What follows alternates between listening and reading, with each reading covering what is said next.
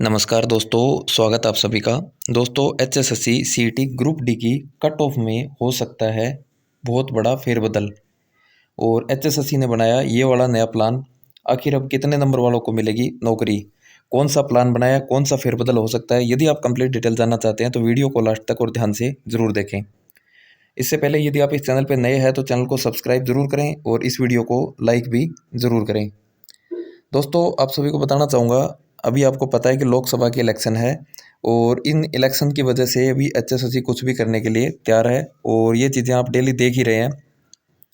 जैसे 20 ग्रुपों का result HSSC ने रातों रात जारी किया, बिना किसी ऑफलाइन डॉक्यूमेंट वेरिफिकेशन के, बिना किसी और चीज़ के, यानी कि जिसकी आपको उम्मीद ही नहीं थी, एकदम से रिजल्ट आ गया।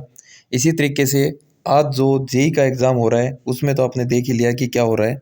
वहाँ पे बच्चों के एडमिट कार्ड भी नहीं मिल रहे थे। रात को 12-12 बजे तक एचएसएससी ने रजिस्ट्रेशन नंबर पूछ के सीधे एडमिट कार्ड बांट दिए उनको।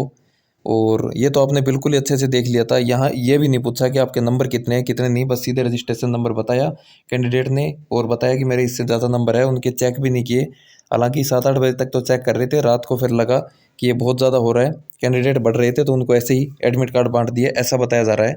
उसके बाद क्या हुआ, आज एग्ज़ाम हुआ है, उसमें भी ये गलती हो गई कि रोल नंबर तो कैंडिडेट का था लेकिन उसमें नाम फादर नेम में गलती हो गई।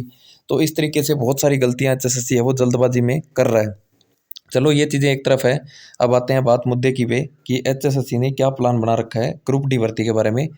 तो ग्रुप डी भर्ती के बारे में ये बताया जा रहा है कि 26 तारीख को आपको पता है कि 5 नंबर वाला मामला है, इसके ऊपर बहुत बड़ा फैसला आने की उम्मीद है।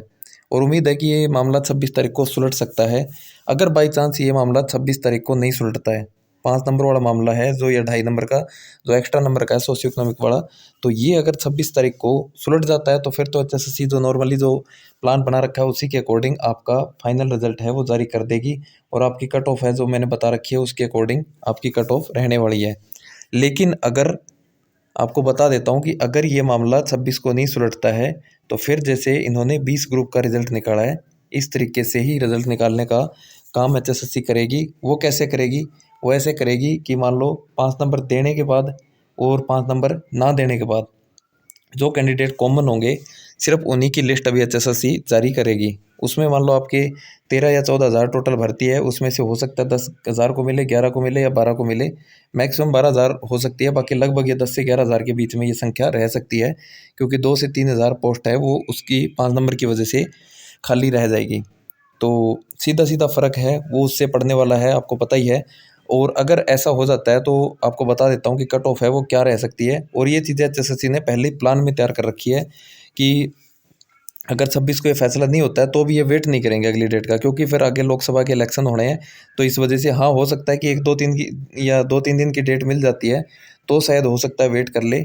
छोटी डेट मिलती है तो एक अलग चीज़ है, लेकिन अगर लंबी डेट मिल जाती है, मान लो मार्च की, अप्रैल की, आगे की, तो फिर एचएससी वेट नहीं करेगी, फिर इसी तरीके से रिजल्ट निकाल कर एक बार इस भर्ती में ज्वाइनिंग करवाएगी। इसके अलावा टीजीटी भर्ती है, उनकी भी ऐसी ही ज्वाइनिंग करवाई जाएगी।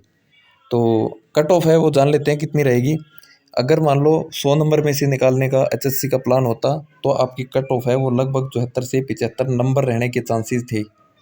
लेकिन अगर इस तरीके से अगर ये रिजल्ट निकालेंगे तो आपकी जो कट ऑफ है वो फिर उसके अंदर क्या बदलाव होगा, फिर क्या होगा, आपका एक तो रिजल्ट आएगा 95 में से, और जो कट ऑफ है वो लगभग जनरल की 70 से 71 नंबर तक रहने के चांसेस है। अब कुछ साथी कहेंगे कि 95 में से 5 नंबर घट गए तो यहाँ कट ऑफ है वो 3 या 4 नंबर ही क्यों घटी है। तो मैं बता देता हूँ, आपने जेई के एग्जाम में भी देखा होगा, 5 नंबर देने और ना देने के बीच में अगर गैप देखोगे तो सिर्फ 2 नंबर का गैप है वहाँ पे।